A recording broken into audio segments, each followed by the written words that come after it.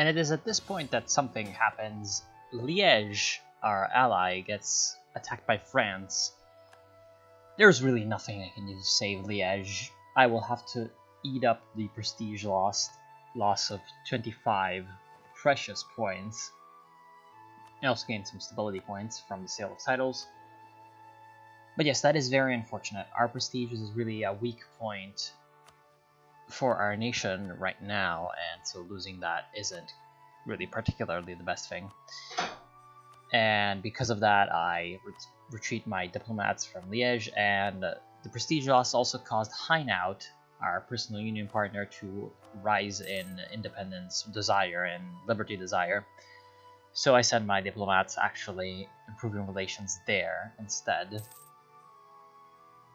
to avoid Hainaut breaking free, especially with the support of France, who seems to be moving into the Low Countries as we speak, which is very, very worrying for me, because France is quite the major power. Now, you may have noticed that now, yeah, everything's different. That is because we are in the new session, and so I fixed the graphical issues by switching out some mods, and now we can see our name, which is quite useful. We've hired new cartographers, I guess, at the court of Willem III.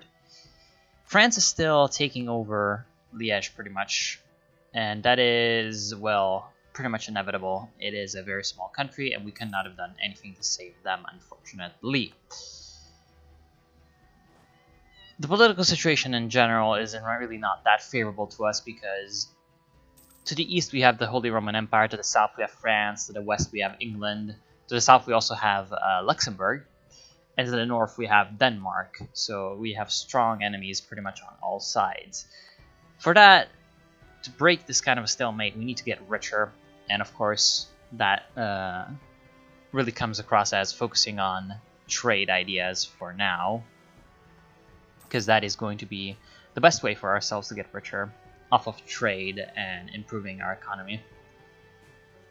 Also, there's quite a few countries like England that have some disputed successions. Of course, England, when disputed succession happens, well, we have the Wars of the Roses, so we're not really going to be able to take advantage of it. Hungary is also expanding like crazy, and France finally takes Liège after a pretty brave resistance. France does not annex fully Liège, which leaves one little county there, Loen, not sure how to pronounce it, ready for the taking, which isn't the worst possible thing.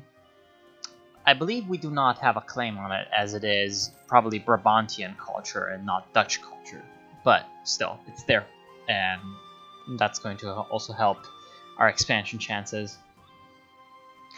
Also, we have on our eastern flank a few cities that we can try to expand into, namely Cleves and Bentheim, that we left alive last time. So that's something that I'm going to be focusing on at this point. The problem is, of course, they have alliances all throughout the Rhineland region with various different free cities and archbishoprics. And here I'm checking out the truce timer. I see that it's going to run out soon, in a couple of years, and so I just moved my troops to the optimal location for an invasion. Although, of course, it's still quite a bit away. It's just preparations for now. There's also Cleves, who is aligned with Mark and Cologne. Mark is that weirdly shaped province south of Münster, that one. And Cologne is an elector, so both are pretty important strategic targets for us. And now, of course, we're starting to get a lot of spread of the institution of banking, because of course we have many provinces along the coast that trade quite a lot, where the bourgeoisie are in control. So banking spreads quite quickly to those, which leads to some extra financial options, and of course, well, pretty high technological development, because once we do embrace the institution, we will have less of a tech penalty.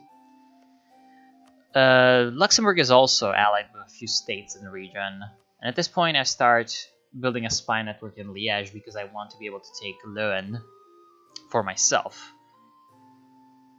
And thankfully, something happens to mend my prestige situation. We have a religious event, because we have a fairly high level of tolerance and a low level of church influence. And now we managed to finally core East Friesland. And that, of course, means that we lose the unlawful imperial territory -2 modifier. We still have a -1 modifier because of Gelre.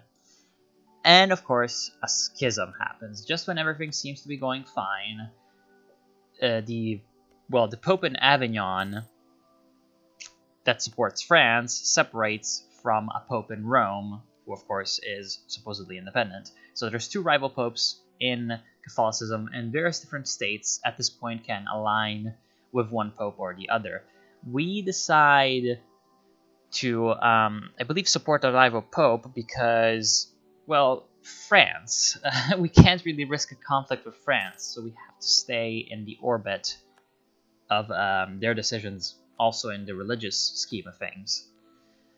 Because for now, if France decides to come in and destroy us, they can quite easily crush our armies and occupy whatever we have, also because of our lack of fortifications. You may notice that only our capital has a fortification. So our strategic situation is really quite weak when France is concerned. In the meantime, in England, we have the end of the Civil War, and in Milan, well, in Italy, Milan expands. Now, finally, a few years later, we get the Casus Belli to attack Cleves, who is, of course, allied with Cologne and Mark. And Cologne and Mark aren't the weakest states in the region, but they're also not superpowers. So that is something that I'm not quite worried about. We can easily go in after them. I'm checking out a few targets also. I'm not sure still who to really trust and who to try to attack, who to get alliances with. A lot of the states in the region also have alliance limits that they have reached. And I check whether or not I can attack Luxembourg safely, which I cannot yet because of their alliance with Lorraine, who is quite powerful. We also let the bourgeoisie have a embargo restriction privilege granted, something like that. I don't really plan on embargoing many people, so I guess it is a privilege that I can grant, even though it is going to increase our corruption. We just kind of have to do it because to refuse such a trifling matter, just risking stability, isn't really worth it. And of course, before I attack, I want to increase my land technology so that my troops fight better, and this will not be too hard with the support of Münster. Because, of course, Münster has a couple of provinces right in the middle of our enemies, actually. So we crushed the Clevian army quite quickly. And after a quick, I believe I merge or consolidate my regiments. Yes, I do. And then after that, I can just very quickly move to the support of Münster's troops and take out the Mark-Cologne coalition's forces right in the middle of their province. And of course, that kind of means that they're gone. Once they start shadow retreating, you can just follow them. They're not regaining their organization in the meantime, or their morale, sorry. Playing too much Hearts of Iron. They're not regaining their morale, and so we can just come in to their home province and not allow them to recover and crush them. So there goes their army. This is pretty much the end of the war. The rest is just going to be sieging around.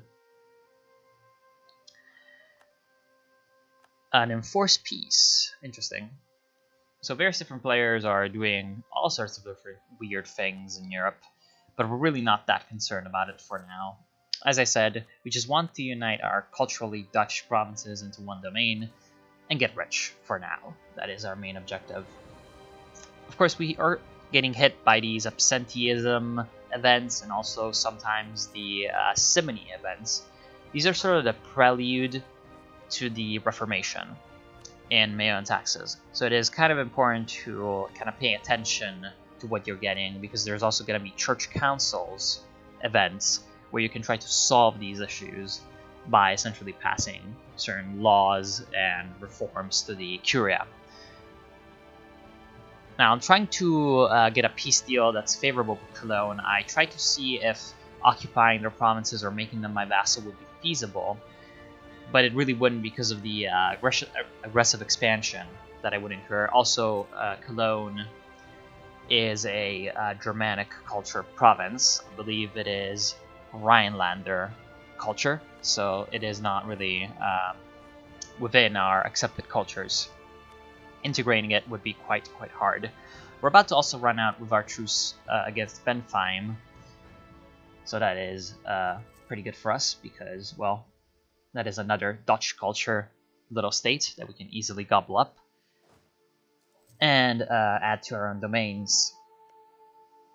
In the meantime, our ally seems to be quite proactive in going after Cologne, and by himself, without us doing really anything, manages to crush their Colonian army that they had rebuilt. Now Mark, the county, has been completely occupied, and so I decide to give it over to Münster, my ally, and take some of their money for myself, so that I can both reward my ally for the participation in the war, improve our relations, strengthen, of course, my ally, and then get a little bit of extra cash to, I guess, repay the damages caused by the war. The conciliarism movement also pops up, which is another one of these events that can lead you further away from Rome and the Catholic influence, and I decide to support the movement because I do not really mind losing papal influence, as long as the benefits to my country are there, / the penalties are low. Again, also in a bit of a roleplay because, well, I am technically supporting the anti-pope at this point, because there's still the schism going on between the major Catholic nations. And at this point, it's just a matter of waiting for the last remaining stronghold of the Kölnian forces to fall, which is going to happen fairly soon, so no real big deal. We're in no danger yet. And there we are. Now we can secure a pretty favorable peace deal. I still think that the aggressive expansion for vassalizing Cologne is too much. As you can see, it would form a pretty mighty coalition against me, which I cannot afford. So I just decide to take some money for reparations, and again, I will not take a province either because it is the wrong culture. I can just simply, I believe I take some trade power. I don't exactly remember if I do. Yes, I will take some trade power. I probably could have also made Cologne cancel its alliances to make it more dependent on me in a way, because then I could ally them because they weren't over their alliance limit. But the main spoil was really the city of Cleves, which is now part of Holland. Very nice. We can again request the promotion to Margravate because the cooldown timer between requests has run out, but considering how lucky we've been with those and how cool the reaction from the Emperor has been, I will not do that yet. We have taken quite a lot of money from our enemies. So one thing that you can do with your money in MEIOU&Taxes, of course, is upgrading road networks and fortifications networks. And it's pretty important whenever you go to war with someone and get their cash and you loot their cities to reinvest that money back into your country. So far, I can't really do that, but soon enough, it is going to be valuable. I can also embrace banking as an institution, but so far, I am waiting for more cities to adopt it, which it's only a matter of time, because most of our cities, again, they're controlled by the bourgeoisie, they're coastal, they trade a lot, they have a lot of urban gravity. So, of course, they gain banking quicker, and actually embracing the institution is going to be cheaper. Now, Bentheim will fall quite quickly because, of course, it is just a one-province minor. And with it, the sort of unification of the northern Netherlands, Rhine up. As you can see, there's a big river delta flowing there. That's the Rhine, and a few other rivers. From the Rhine to East Friesland, the Netherlands is kind of unified. Of course, we still don't have the ability to form the Dutch nation, but that is good enough, which is quite nice.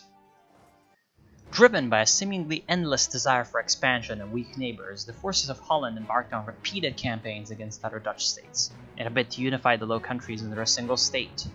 Indeed, the military prowess and extensive involvement of Count Wilhelm in military affairs is what set Holland apart from the rest of the economically minded city-states and counties of the Netherlands. And finally, the Catholic Church kind of stirs to all these troubles and decides to call a council, in which we will have the option of supporting one or another course of action for a reform, which can lead to both a sort of acceleration of the Reformation happening, or a slowdown of the process, and of course more time for the Catholic Church to become stronger. Flanders, of course, isn't sleeping and is fabricating claims on us. We still don't have enough really secure money to embrace the institution of banking, because we can just make it cheaper by waiting. And now we're also trying to core up the provinces that we occupied, which is of course pretty important. And we go shopping for some advisors. We gain a theologian, I believe that is, and a trader. Trader, of course, very important, especially as that trader is discounted, meaning that it came from an event or of some kind. So he will essentially pay for himself while giving us some extra diplomatic power, which we do not quite need because of Willem III being such a great ruler, but it is nice and helpful. So it isn't really anything that is wrong. Get some events, contacts in the Holy See that can give us a cardinal. Of course, I forget that the schism is happening and our papal influence is down the drain. So that is, of course, quite foolish to pick the option to gain a cardinal because, well,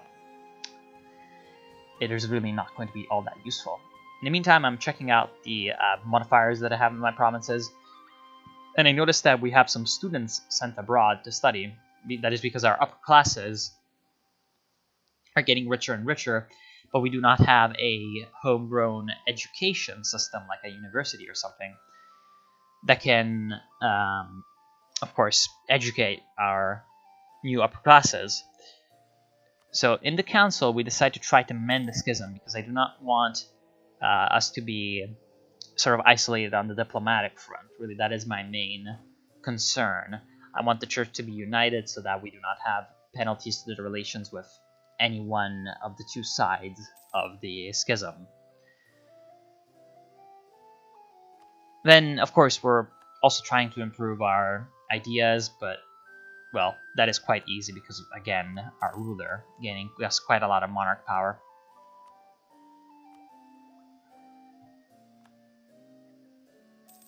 And, of course, Poland gets the union with Lithuania. So Poland getting stronger in the east can be a good thing because it can be a sort of counterbalance to Bohemia. Bohemia being, of course, the emperor still. We don't really want the emperor to be too powerful because we're in the empire. And we might possibly leave the empire in the future or try to become emperor depending on what happens. And so having a weaker Bohemia is really in our... And, of course, the schism ends, which is very good for us. Very good. So with only one reigning pope, the Catholics again breathe a sigh of relief because the Catholic world is united once again. So the not-so-great schism is over. And now, finally, we have a united church, which is good because that means that we will not really have sour diplomatic relations with really anybody. And of course, right after the schism ends, it looks like the winners weren't really too merciful with the losers, also known as our side, and France is placed under an interdict immediately. We decide to ignore and not break diplomatic relations with France, again, because of obvious reasons. And that is just it. So we're going to have to deal with a string of those events in the near future, unfortunately, because of course, well, nobody really likes the Pope, and the Pope doesn't really like anybody. Now we also gain more siegeability with our logistic ideas. I'm actually kind of happy that we have logistic ideas as a starting idea group, because I would have never picked it myself, but it is really quite useful. So having it from the start really isn't the worst possible thing. Austria also has decided to support the independence of Hainaut, which isn't good because they're already rebellious by nature, and so that really puts the chances of Hainaut trying to declare independence way higher than what I would like them to be. Also because Hainaut is completely cut off from us by Brabant and Liège. Wait, no, that is not Brabant. Who is that? That is Namur, who is a subject of Hainaut, so no, just Liège. And that's, of course, kind of bad, because if they declare independence, it's a bit like us with Bavaria. They can't really reach us, but now we can't really reach them. So we can't actually enforce our overlordship over Hainaut. I'm also not entirely sure how to play with trade. I am quite the, I guess, inexperienced trader. I'm checking out some possible options for our next merchant that we have acquired from our ideas. I believe I end up sending him over to the Rhine trade node and not to the Hansa trade node, because in the Rhine we have a bit of a better trade power. Oh no, wait, we actually have already one merchant in the Rhineland. Wait, yeah, that's because we sent them. Okay, never mind. And now I have the option to vassalize Berg as a mission. I'm not sure why a city called Mountain is in the middle of a plain, but that is just for the Germans to decide. Of course, we don't really have the ability to vassalize Berg because they are part of the Holy Roman Empire, so the chance of diplomatically annexing them is lower than if they were not part of the Holy Roman Empire. And, well, we don't really want to go to war with them either because they have subjects and allies. It's a whole political mess in the region. That would not be the best possible option to try to go to war with them.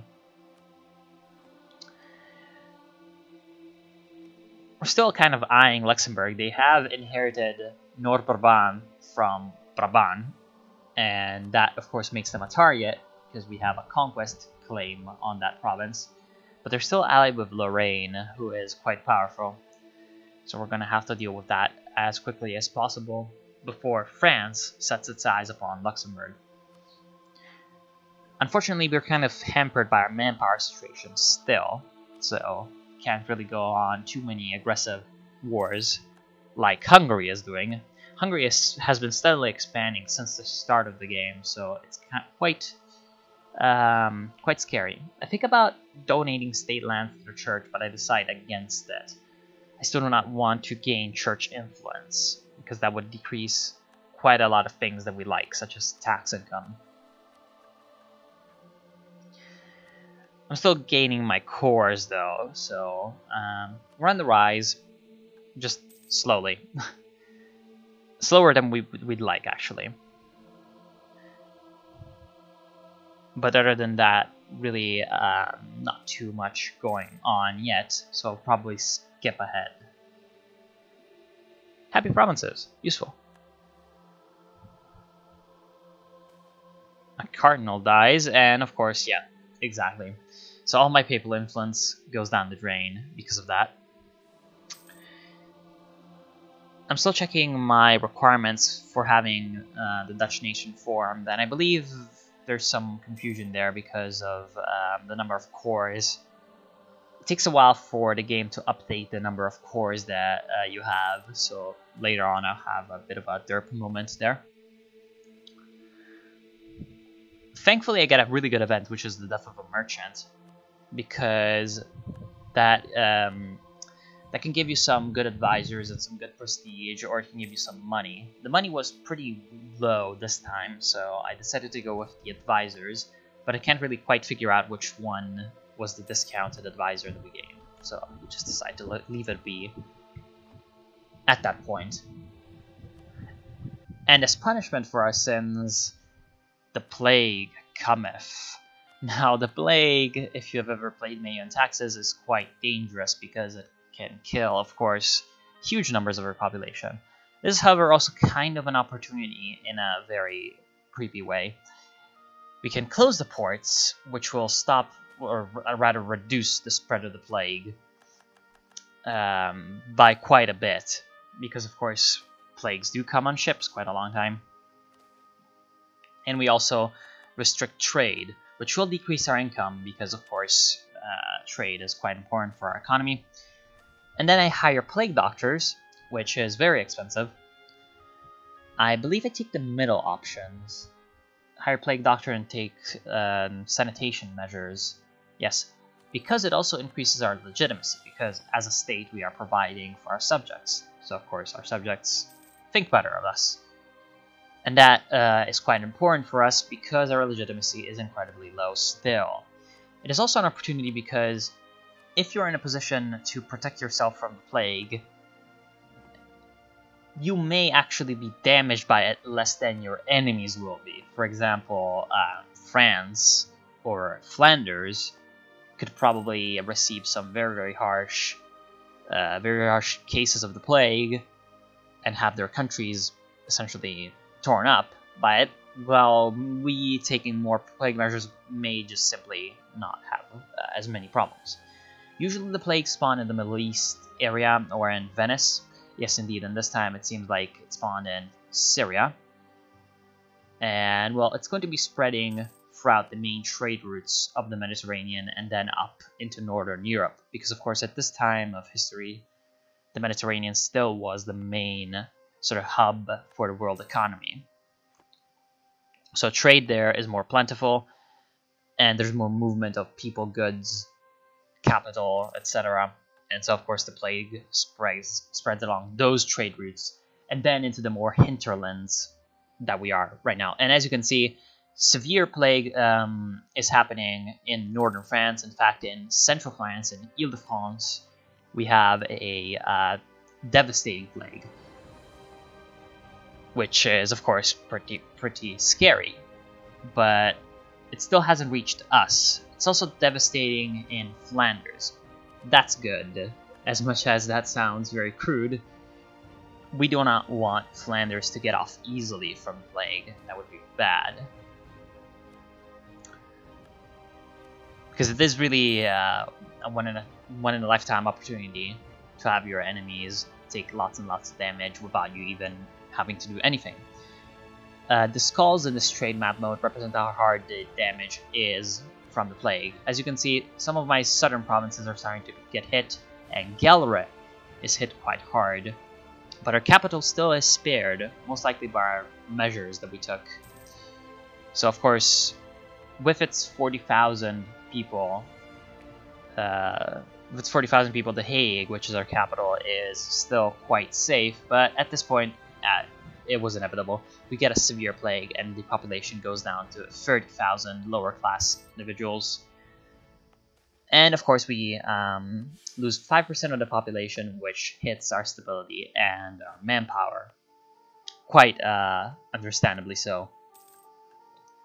Because of, people just getting up on rocks and screaming that the end of the world is near. Paris, however, got a devastating plague, and so that got hit very hard. Also, England seems to be hit quite severely in its southern regions by the plague. That is, of course, just another day on the job for the Grim Reaper. There are going to be more plagues hitting us in the future. Hindsight is 2020. But after the first one, none will be quite as devastating. In fact, even the first one really isn't quite as devastating as the actual, Black Death was in real life. So we're quite thankful for that, and we're gonna pray to God, etc., etc. And of course, ecclesiastical writings. I was joking, but yeah, we have an ecclesiastical writing, and we publish it for some extra prestige. Very nice.